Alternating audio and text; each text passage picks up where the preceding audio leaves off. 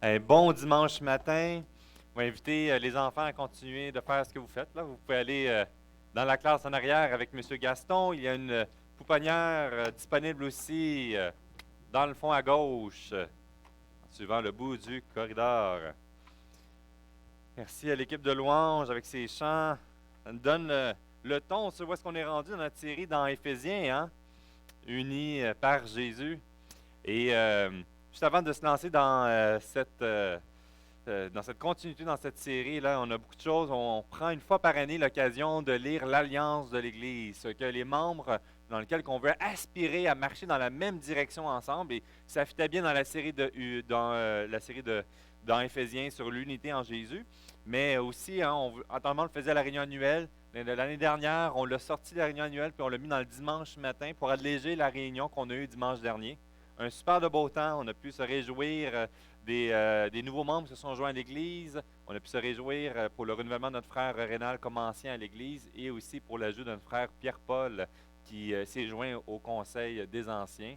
Alors, il n'est pas là ce matin. Pierre-Paul est avec sa famille. Il est allé voir faire de la visite.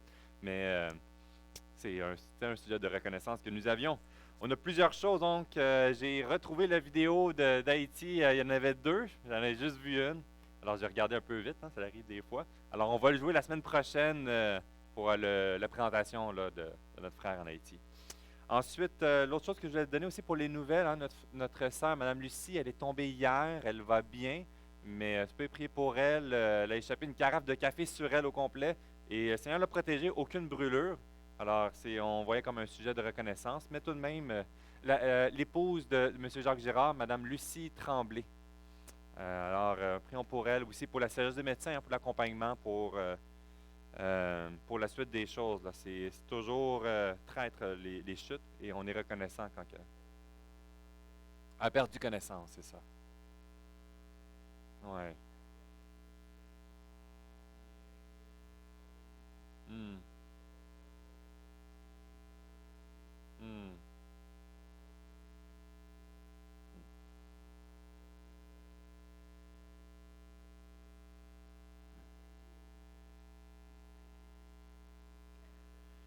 Fait que là, je vous ai demandé des applications concrètes au Seigneur, puis il vous en a donné une. Aïe, aïe, aïe, hein. Bien, super. Alors, prions pour notre sœur, pour Mme Lucie. N'hésitez pas à prendre des nouvelles, voir, faire un petit coup de fun, un petit coup de téléphone, c'est agréable. Là. Alors, prenons ce temps pour prier. On va prier pour Mme Lucie, mais on va prier aussi pour la continuité de cette série dans Éphésiens. Alors, Seigneur Dieu, c'est vraiment une joie que nous avons ce matin de pouvoir nous réunir. On a le cœur dans la joie, on peut avoir le cœur lourd, on peut avoir le cœur préoccupé par mille et un tracas. On a notre pensée qui est dirigée vers notre sœur, Mme Tremblay, Mme Lucie Tremblay, avec sa chute qu'elle a eue hier. Merci d'avoir protégé. On sait à quel point que c'est facile de se blesser, et surtout avec les brûlures. On a vu que tu as mis ta main sur elle et on est reconnaissant. On te prie pour la suite, pour l'accompagnement des médecins aussi, pour de pouvoir déceler s'il y a quelque chose et de pouvoir intervenir rapidement. Ah, Seigneur Dieu, quelle joie de pouvoir se réunir ensemble. Quelle joie de pouvoir avoir une espérance que nous avons. Qu'à travers les épreuves et les découragements, tu ne nous laisses pas nous-mêmes et à souffrir dans le silence. Tu nous appelles à nous réunir ensemble et de rechercher cette unité qui dépend et qui vient de toi seul. Et c'est dans cette étude que nous nous lançons dans Éphésiens, que tu puisses renouveler notre compréhension de ce que c'est la grandeur de ton œuvre, découvrir la grandeur de ton plan de l'Église locale à Alma, redécouvrir dans notre propre vie les mensonges peut-être que nous suivons et qui nous paralysent ou qui altèrent notre joie, notre émerveillement de toi. Seigneur Dieu, aujourd'hui, on veut te rendre la gloire qui te revient. Émerveille-nous à travers cette étude. Que ton esprit vienne enflammer chacun de nos vies ensemble sur qui tu es et la pertinence de ton évangile pour la vie de chacun d'entre nous aujourd'hui et demain. Amen. Amen. Alors aujourd'hui, dans cette série, on est dans Éphésiens chapitre 2. On continue hein, la partie 2 de la fameuse... hey, merci, super. Toute cette idée de l'unité par Jésus. Hein. Le thème de l'unité, hein, ça revient beaucoup, même en politique ou en autre, on parle ensemble, mais de revenir sur la bonne fondation, de saisir l'importance et l'urgence de lutter sur les bonnes raisons de ce que doit être l'unité. L'unité dans l'Église, l'unité dans les relations, l'unité dans notre compréhension d'être unis en Jésus-Christ pour le salut. Et dans la continuité dans Éphésiens chapitre 2, versets 11 à 22, on continue la fameuse déconstruction qu'on a commencé la semaine dernière. Et cette fameuse déconstruction en Jésus. Et je ne sais pas si vous vous en rappelez, la semaine dernière, on a abordé certains éléments des influences extérieures qui est venu altérer, qui est venu affecter notre raison d'être, nos aspirations, notre moralité. Et que sans Dieu, eh bien, on voit qu'il y a trois éléments qui ont un impact dans notre ancienne vie, mais qui peut avoir encore un impact aujourd'hui. Et de la mise en lumière, d'en prendre conscience et de l'aborder.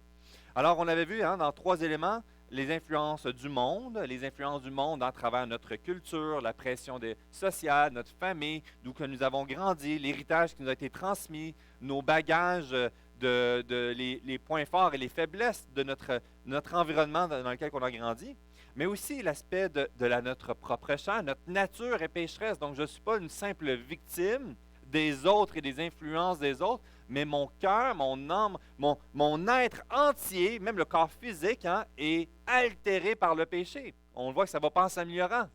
On ne n'est pas parfait et nous ne devenons pas corrompus par notre société. Nous sommes tous pécheurs. Et notre cœur, de façon naturelle, livré à lui-même, a tendance à se retourner vers son nombril. Alors, par nous-mêmes, nous sommes pris avec le constat que nous ne sommes pas capables de venir élever Dieu et glorifier Dieu. Nous avons besoin d'autre chose. Et on voit toute la place de ce que Christ est venu répondre à ce besoin, à cette problématique.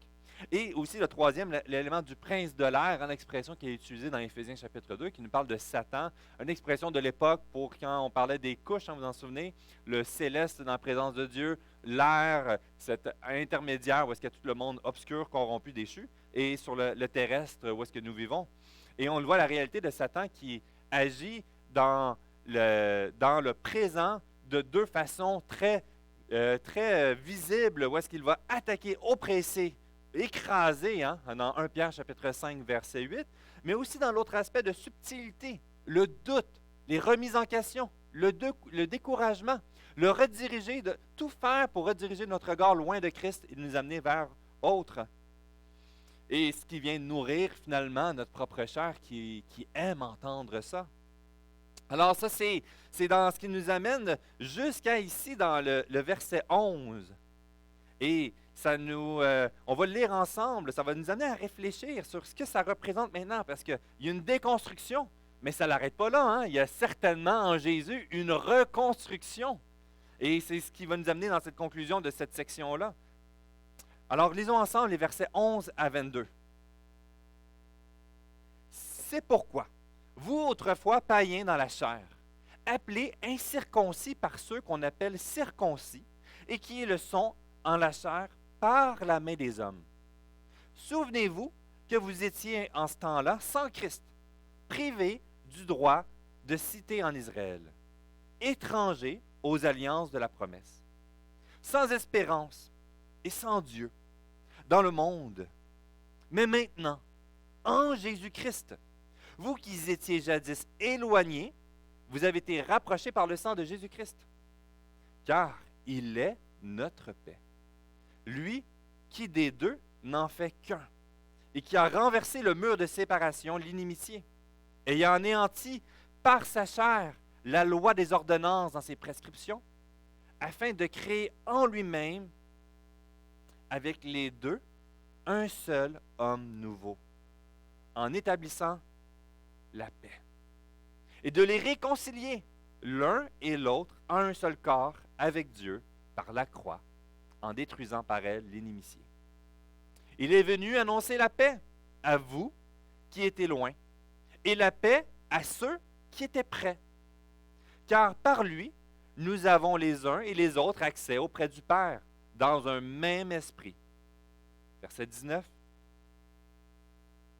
Ainsi donc, vous n'êtes plus des étrangers, ni des gens du dehors, mais vous êtes concitoyens des saints, gens de la maison de Dieu.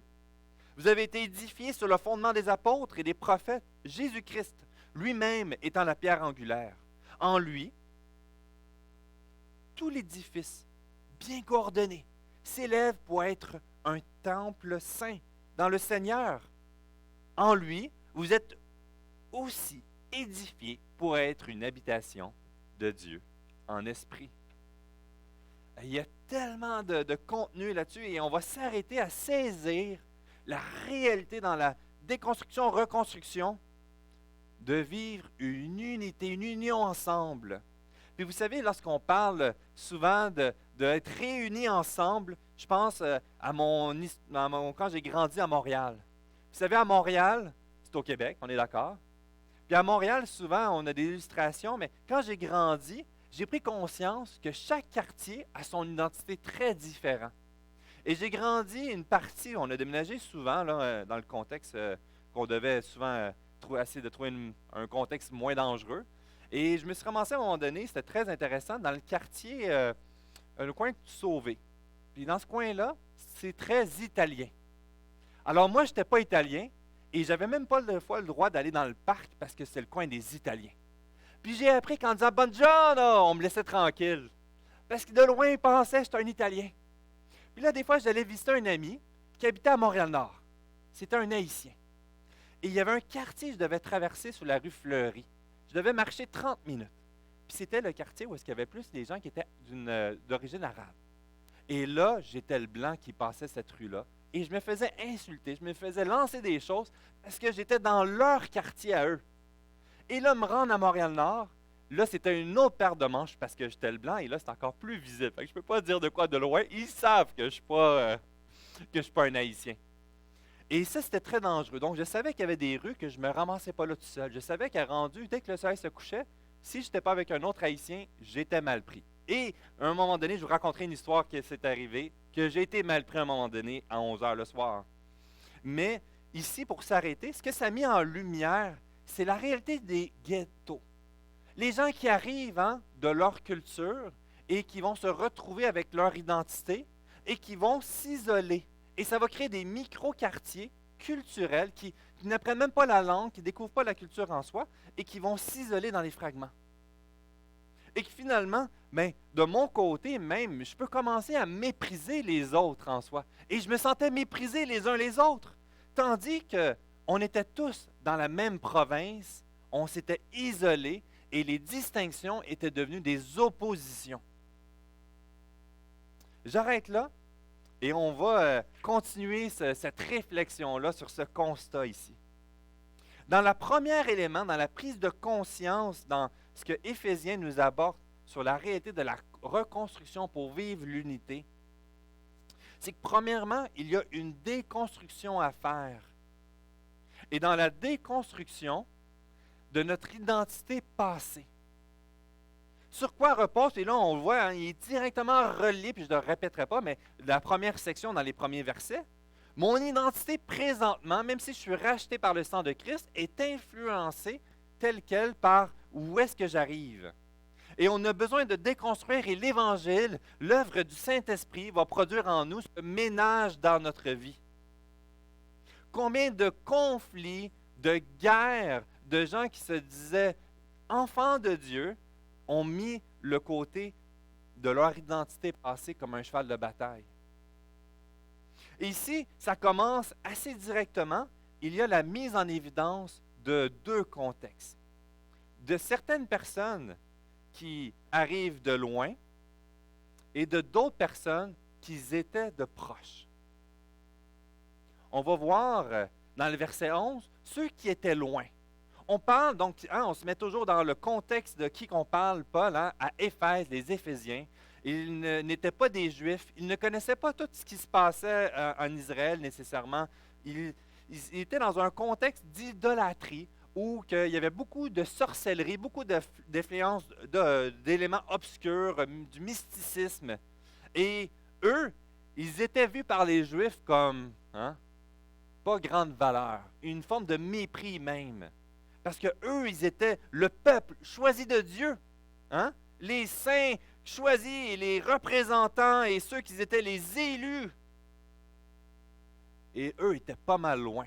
Et quand ils regardaient leur expérience, lorsque tu prends le temps d'observer de où qu'ils viennent, le contexte dans lequel ils se retrouvent, ils étaient loin à plusieurs niveaux, au niveau de la moralité, au niveau de la crainte du Dieu d'Israël, au niveau de la compréhension de la sainteté d'être une nouvelle créature. Et lorsqu'ils regardent leur identité passée, certainement qu'un Juif pourrait le regarder et dire, ils sont des kilomètres de où est-ce que moi je me retrouve.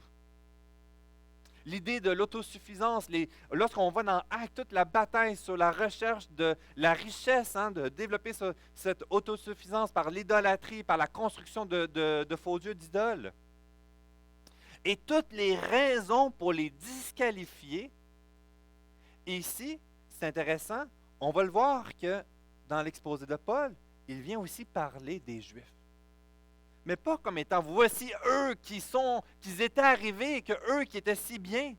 Mais il donne un terme qu'on va le voir dans le point culminant du verset 17. Mais de ceux qui étaient proches, mais qui n'étaient pas arrivés. Que ce n'était pas suffisant. Si proches, mais sans être là.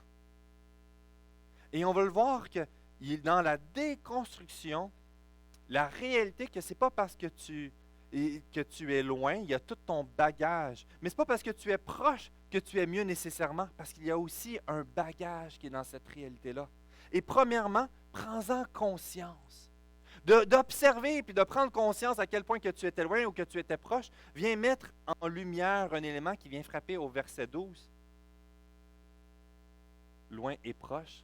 Au verset 12, prends cette réalité-là et prends-en conscience. Rappelle-toi.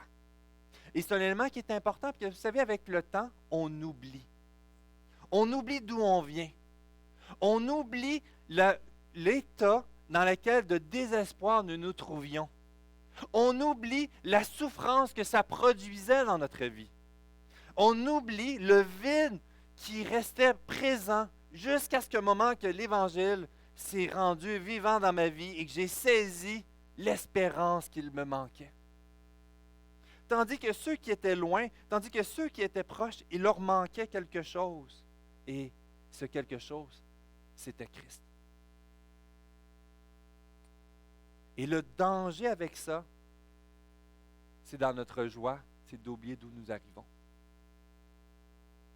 Et l'un des points culminants que je trouve, qu'on en a parlé il y a quelques semaines, c'est Jacques Gérard, on discutait de ça, du psaume 73 il y a 2-3 semaines, un soir, sur le doute puis les remises en question. Puis le psalmiste nous mettra vraiment en lumière la réalité que même lui a vécu cette remise en question lorsqu'il voit les autres méchants prospérer, lorsqu'il voit ceux qui accomplissent de grandes choses dans des voies qui déshonorent Dieu. Puis il dit, pourquoi moi aussi je n'irais pas retourner là? Pourquoi je n'irais pas dans cette direction-là? Et quand on oublie d'où qu'on arrive, on peut se dire, hey, ça serait tellement plus simple si finalement j'arrêtais et je retombais dans mes anciennes voies du passé.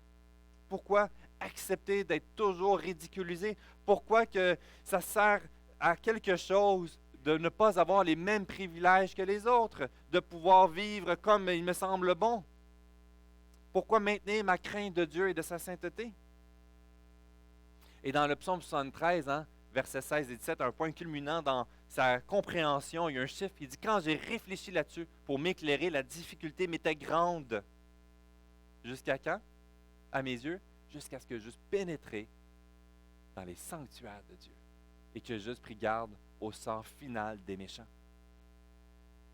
Il y a certainement un héritage du passé. Il y a une réalité lorsqu'on était sans Dieu. Et d'oublier cela va nous amener à remettre en question, de retomber dans le doute, de désirer. Et l'ennemi de Dieu, Satan, désire qu'on l'oublie afin de nous ramener dans les remises en question et nous rediriger notre cœur vers les choses du passé, à rediriger notre regard vers l'arrière et à le trouver comme une valeur importante à nos yeux, qui est finalement folie.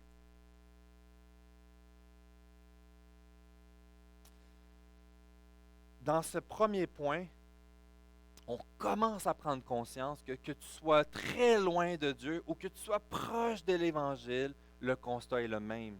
Sans Christ, tu t'en vas à la même perdition éternelle.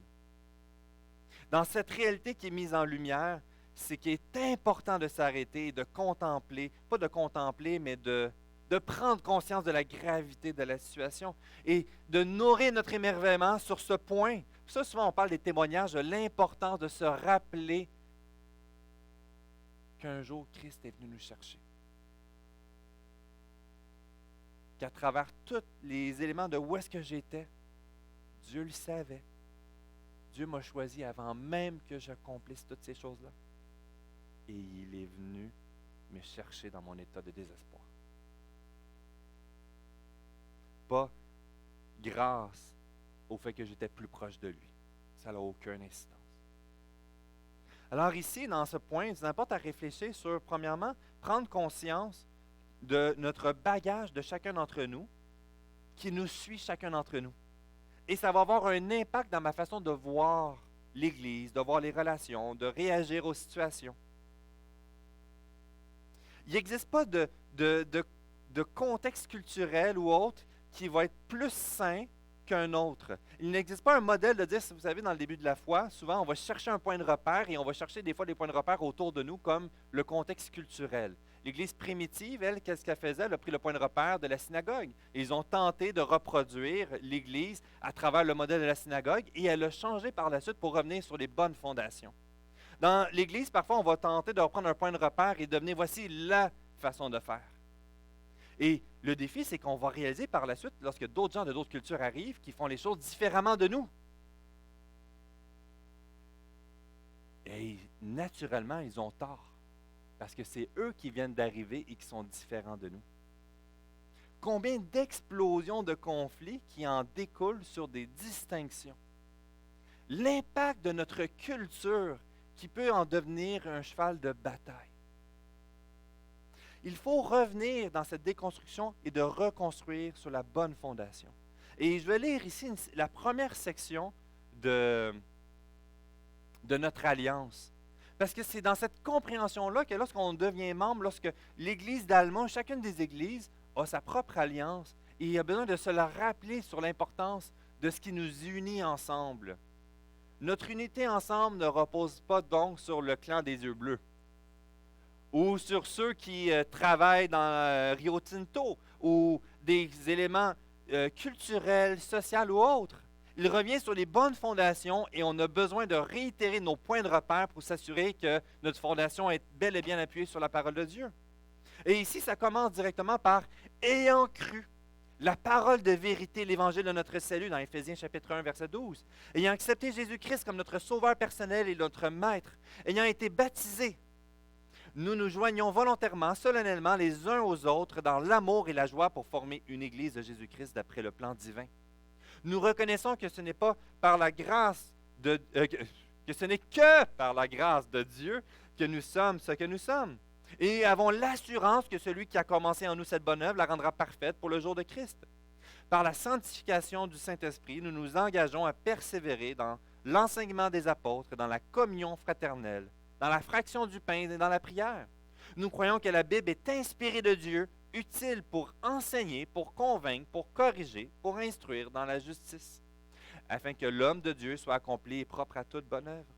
La Bible est notre seule autorité. Elle est strictement nécessaire pour l'enseignement. Par conséquent, conduit par le Saint-Esprit, nous nous engageons à lire régulièrement et systématiquement, avec un système personnel, avec un cœur ouvert, les Saintes Écritures dans l'Église, dans le culte en famille et le culte personnel. Et de là, l'importance de toujours revenir à voir qu'est-ce que la parole nous dit. En quoi que ma façon de vivre est teintée par l'Évangile versus teintée par ma culture et ma compréhension. Dans mon expérience. On parlait de ça cette semaine, moi et Pierre-Paul, sur notre bagage, par exemple, familial. Avoir grandi sans père a un impact naturellement de voir le rôle de paternité.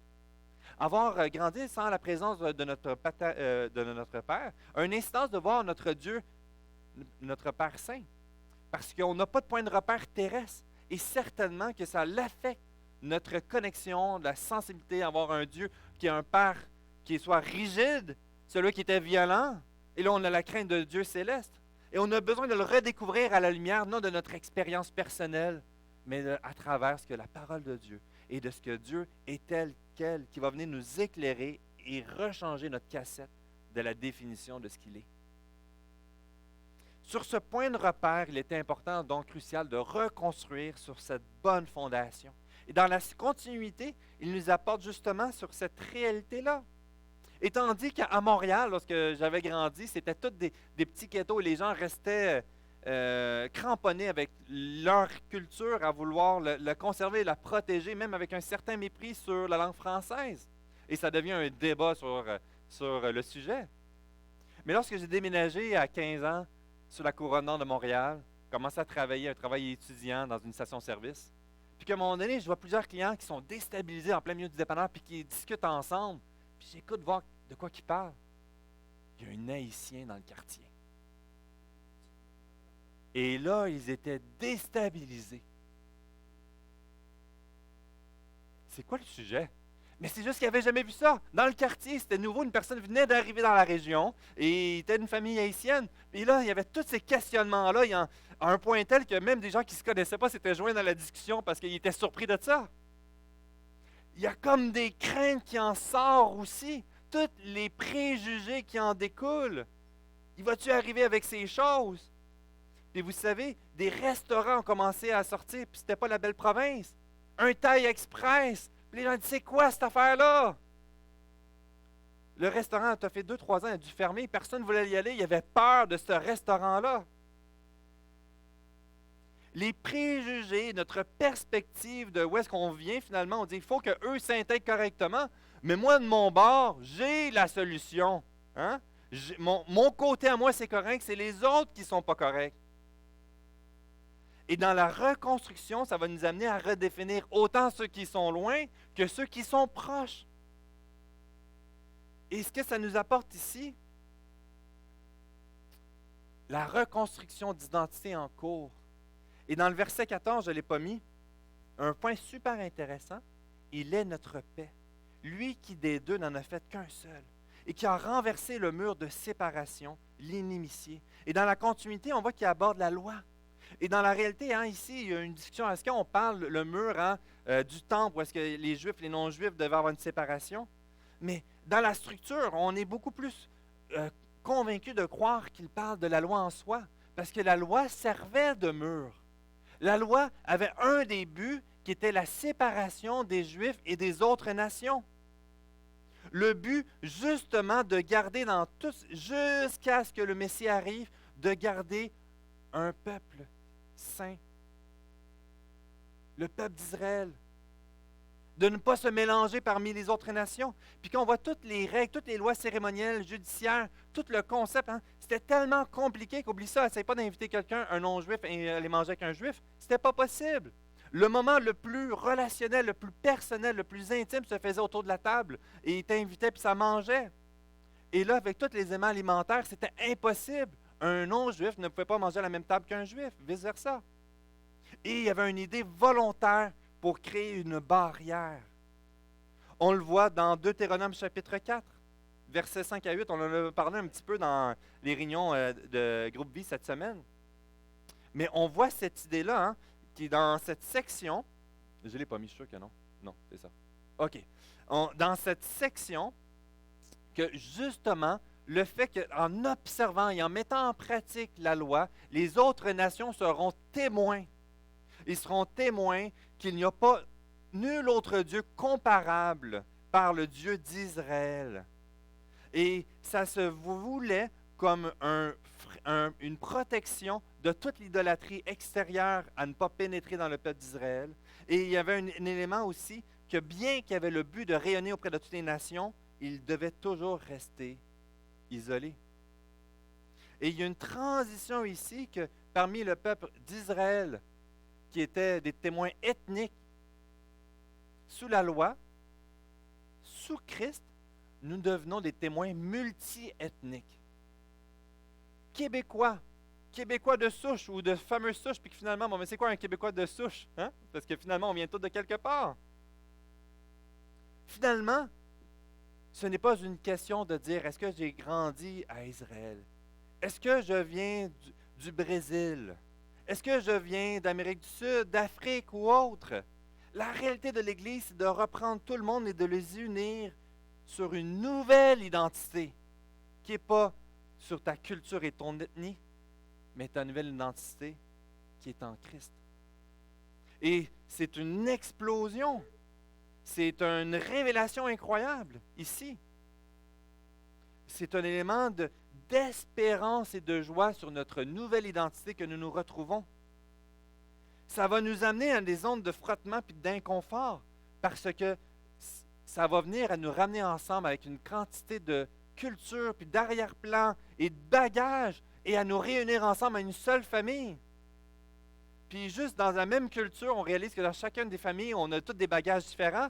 Et là, il y a d'autres cultures qui rentrent en compte. Et on découvre des choses. On découvre que le café en Amérique du Sud est meilleur. Ça, c'est ma préférence personnelle. Hein, le café brésilien, là. Moi, je le pense aussi.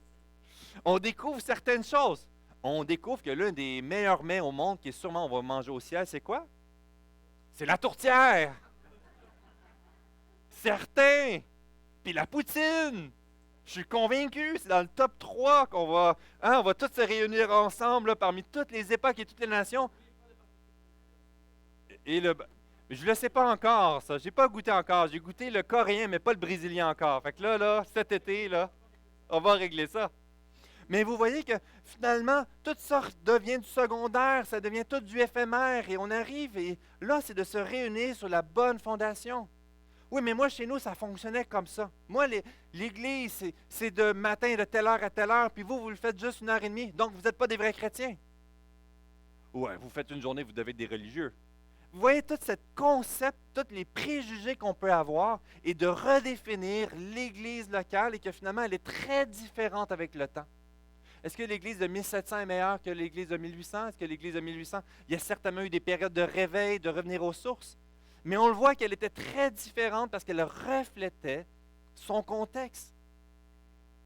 Et que l'essentiel n'est pas de chercher à reproduire le contexte d'une époque précise, mais c'est de refléter notre bonne fondation dans notre contexte présent. Il y a une nuance super importante. Quels sont les meilleurs chants? Puis ça, là, c'est l'un des sujets de division. Souvent, les meilleurs chants, ce sont ceux qui nous ont touchés dans le début de notre foi. Alors souvent, on a une préférence pour les chants des années 70, des années 80. Moi, j'ai une préférence pour les chants des années 2000, 2010. Certains, c'est des années 1500. Puis plus tard, si ça n'est pas revenu, ce sera peut-être les chants des années 2100. Je ne serai pas là pour en parler. Mais il y a tous ces sujets que dans la reconstruction, il faut nous rappeler, il faut rechercher que cette unité des gens qui étaient loin, les gens à travers toutes les cultures qui se réunissent ensemble sous Christ, va créer une diversité. Le statut ne reposera pas sur sa culture, mais sur l'Évangile dans notre nouvelle culture. Une église ethnique qui devient une église multiethnique va changer éventuellement la face. Il y a une influence qui est présente et qui est bonne. On a chacun une expérience qui arrive dans la façon de les dons qui sont déversés. Et c'est une bénédiction, une joie. Dans Isaïe chapitre 57, verset 19, à ce point-là aussi, dans cet élément de témoins isolés, de se réunir ensemble et que le peuple d'Israël, en étant ensemble, vont témoigner vers les autres. Là, on voit cette idée que l'Église locale, elle n'est pas simplement isolée, mais ça va se vivre de façon collective, multiethnique et parmi toutes les nations. Et pas juste à un endroit, mais justement, qu'on le voit, le grand mandat doit s'étendre de façon collective selon toutes les collectivités. Mais on va le voir, la fameuse mise en garde, parce que certains, on va tout de suite à dire, oui, mais on va attendre, il y a quand même un volet, je vais le dire tout de suite après.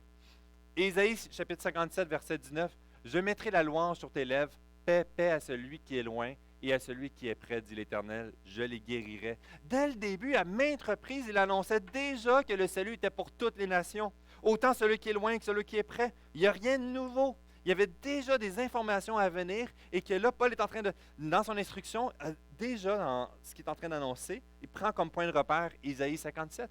Et les Juifs, ils savaient que dans leur instruction, ils prenaient conscience de ce qui avait déjà été annoncé, de ce que le Messie allait produire. dans cette unité entre les nations et Israël. Ce ne sera pas une unité donc culturelle, mais christocentrique, avec Jésus au centre. L'importance donc, non seulement à tolérer, mais à rechercher la diversité multi-ethnique et contre-culturelle. Et ça, c'est un exercice qui est hyper difficile. Hein? On est donc une église, présentement, on devient une église multiethnique et une richesse, mais contre-culturelle. Et là, chacun qui arrive avec son bagage, qu'est-ce qui est de ma culture? Qu'est-ce qui est, bon, ben, je suis multiethnique, mais qu'est-ce qui vient avec ma culture qui est contre l'Évangile, qui est en opposition avec la parole de Dieu? Et plus qu'on découvre une église multiethnique, on prend conscience des volets que j'ai pris moi-même de ma propre culture et je l'ai imposé en pensant que c'était l'Évangile, que c'est la façon que l'Église doit être. Mais c'est simplement une influence culturelle. Et c'est l'une des bénédictions d'être multiculturel, c'est qu'on prend conscience de notre propre héritage qui nous suit. On voit premièrement ceux des autres, mais en se frottant et en recherchant l'unité, ça va venir révéler ceux de notre propre vie. Ça continue donc dans l'alliance, dans la continuité. Nous nous engageons par la grâce de Dieu à marcher ensemble dans l'amour et la charité chrétienne. Nous assisterons et participons aussi régulièrement que possible avec nos frères et sœurs en Jésus-Christ aux réunions, aux activités de cette Église. Nous contribuerons régulièrement et joyeusement avec nos offrandes volontaires selon la prospérité du Seigneur nous donnera au soutien de l'Église pour répandre la bonne nouvelle du salut à travers le monde. Nous aurons, lors de nos assemblées, une attitude d'ordre, de respect, de révérence, évitant tout ce qui peut détourner l'attention des autres. Nous serons attentifs au message de Dieu et par notre exemple. Et tout temps, nous montrerons aux autres que nous devons servir et adorer Dieu en esprit et en vérité. Nous vivrons et marcherons dans le monde de manière à refléter Jésus-Christ et son Église. Nous nous séparerons des choses qui font la guerre à l'âme et attristent le Saint-Esprit.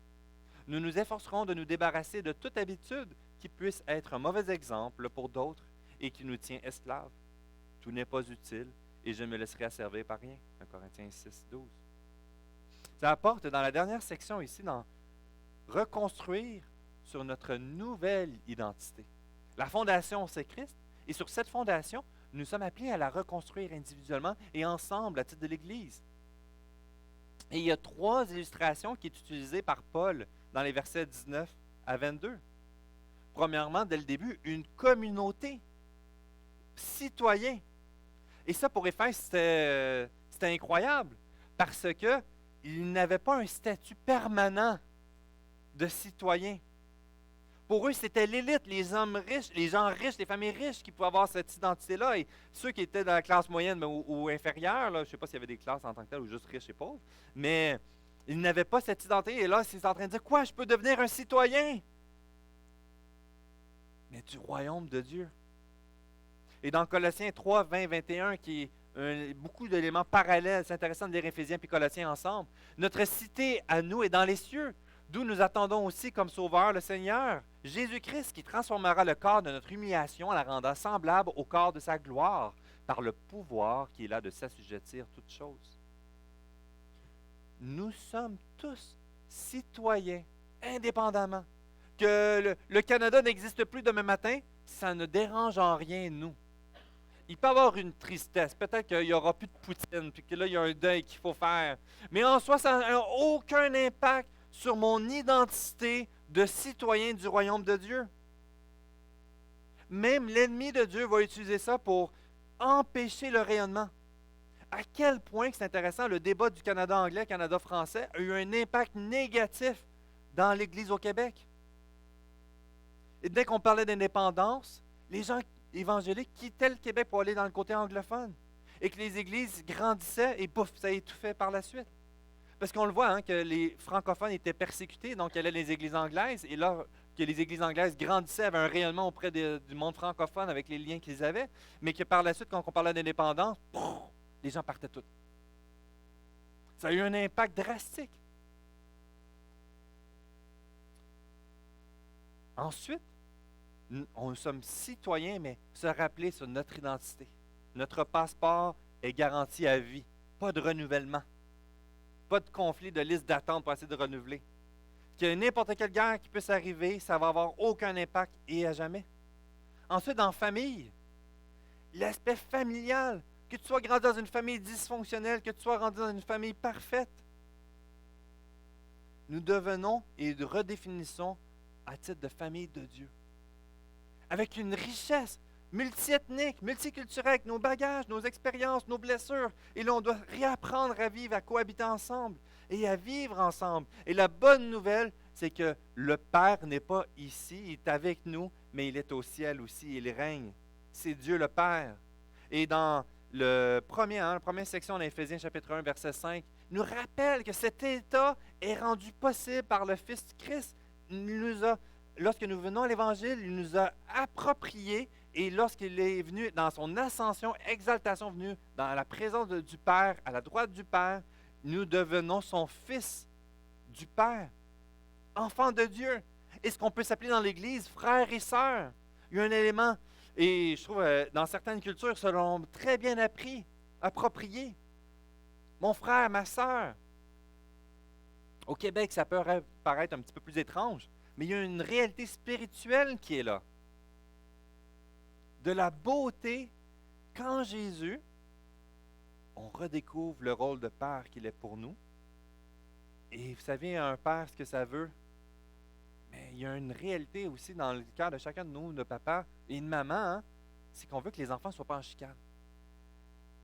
Que la relation avec le père va avoir une incidence dans la relation avec les frères et sœurs ensemble. Et dans cette réalité, dans cette reconstruction de cette nouvelle identité, c'est que ma nouvelle relation familiale va avoir une incidence dans ma relation familiale dans l'Église. Et que toutes les 1000 raisons de chicaner, la grand-mère de ma femme disait, je le sais, je n'ai jamais été là, mais ils l'ont tellement répété que c'est devenu comme si j'étais là. Elle disait toujours, aimez-vous les enfants, là, aimez-vous, là. Elle ne voulait pas de chicane, puis tout le monde s'en est rappelé que même moi, un rajouté, je le sais. Comprenez? C'est la beauté de l'Église. C'est la beauté de ce qu'on est appelé à vivre en Christ. Que Dieu le Père, il veut cette unité ensemble. Et qu'on a 1000 raisons pour dire, oui, mais je vais juste entre moi et toi parce qu'il y a trop de sujets d'être chicane. Il dit non. On est une famille. On règle nos choses ensemble. Ça ne sera pas toujours parfait. Il y a toujours un frère et une sœur qui s'entendent mieux qu'un autre. C'est ça la famille. On va s'aimer quand même. Oui, mais... Ok, Seigneur, t'es mon bon papa.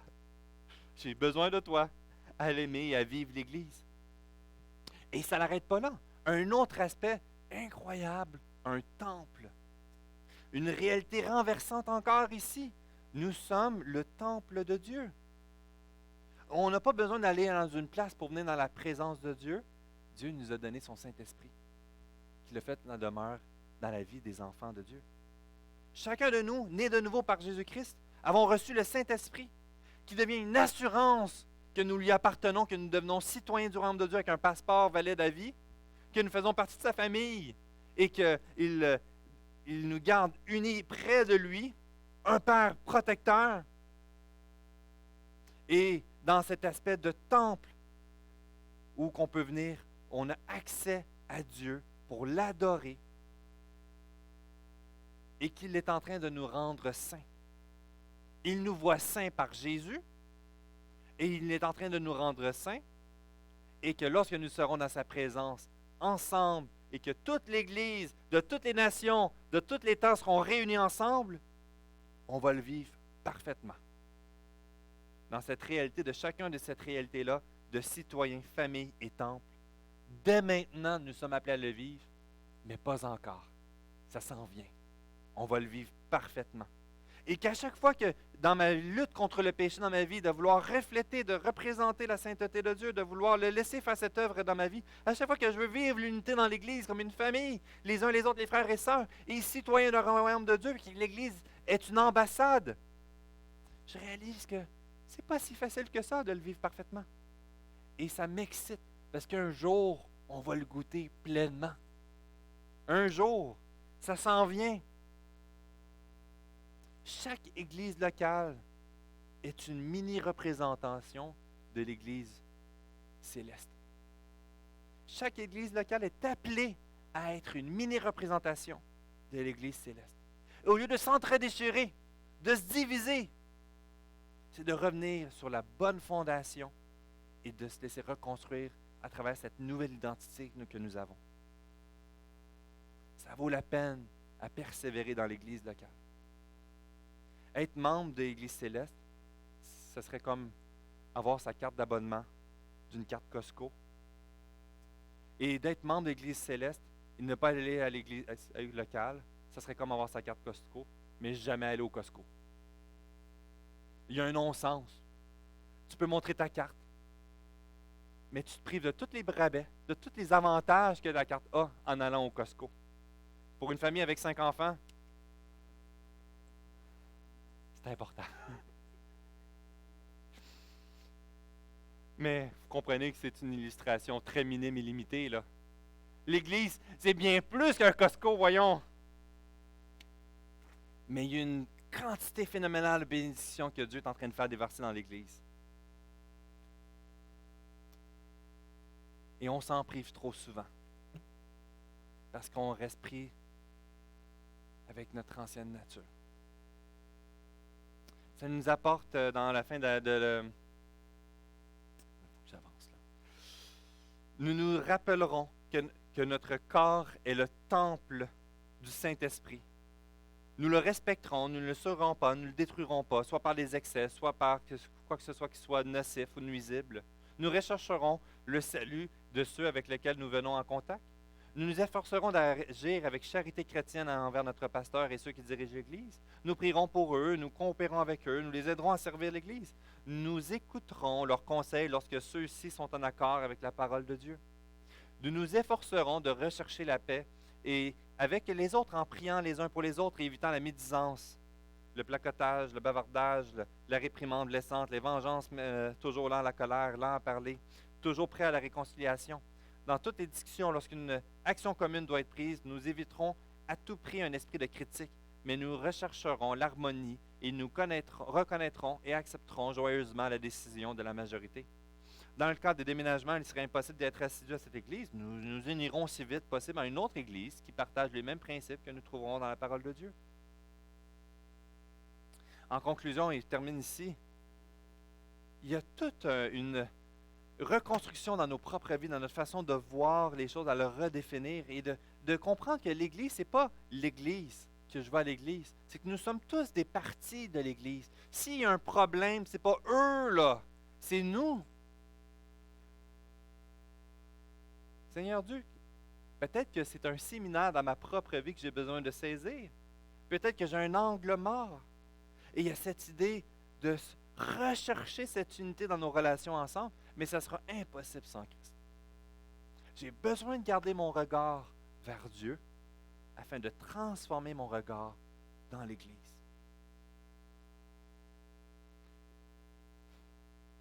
Et il y a 1000 sujets qui pourraient en découler. Mais la bonne nouvelle, c'est que les chapitres 4, 5, 6, il en donne plein. Et on va prendre le temps de décortiquer de ce que ça représente, de comment redéfinir nos relations les uns les autres, de comment redéfinir les relations avec les formes d'autorité, dans la famille, dans le couple. Mais une chose qui est une assurance, c'est que comme dans Galates 3, 28 qui nous dit, il n'y a plus ni juif, ni non-juif, ni esclave, ni libre, ni homme, ni femme, car vous êtes tous en Jésus-Christ. Nous avons tous la même préciosité et valeur aux yeux de Dieu.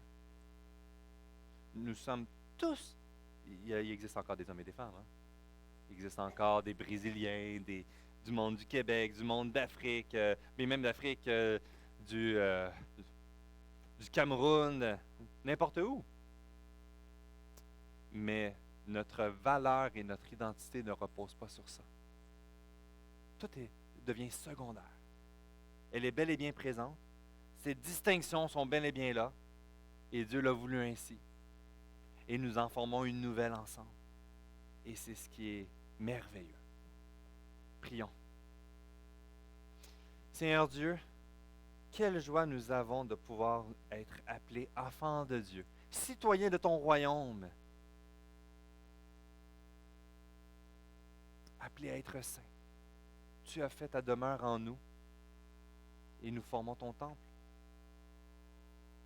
Et lorsque je vois ma vie, je vois les 1000 raisons pourquoi ça n'a aucun sens. Que je vois à quel point que ça ne fonctionne pas. On est dysfonctionnel de plein de façons par nous-mêmes. Et on a besoin de toi. De le goûter, de le vivre ensemble. Cette unité les uns avec les autres, ça tient du miracle. Et c'est un témoignage incroyable parce que nous reconnaissons que c'est toi qui es à l'œuvre dans cette Église. C'est toi qui es dans l'œuvre dans la vie de chacun d'entre nous. Seigneur Dieu, peut-être qu'aujourd'hui, tu es en train de révéler des mensonges que nous restons cramponnés. Peut-être que nous ne trouvons pas mériter ton amour lorsqu'on regarde notre passé. Et on a besoin de déconstruire et de revenir à la source qui est toi seul. Si aujourd'hui, tu réalises, tu prends conscience que peut-être que tu n'avais pas saisi et que tu as 1000 raisons de ne pas t'approprier Christ, aujourd'hui, c'est le bon moment de renoncer à toi-même et d'accepter Jésus comme ton sauveur personnel, afin qu'il devienne le fondement de cette nouvelle vie pour toi. Et qu'aujourd'hui, Seigneur Dieu, nous prions que tu révèles les mensonges, les héritages peut-être du passé qui nous traînent, qui alourdit notre joie, de contempler ce que tu es en train de faire dans notre vie, de contempler ce que tu es en train de faire dans cette Église et d'être émerveillé par cette nouvelle identité qui est un reflet de ce que nous allons vivre parfaitement au ciel avec toi. Sois loué. Amen. Amen. Souhaitez un bon dimanche matin.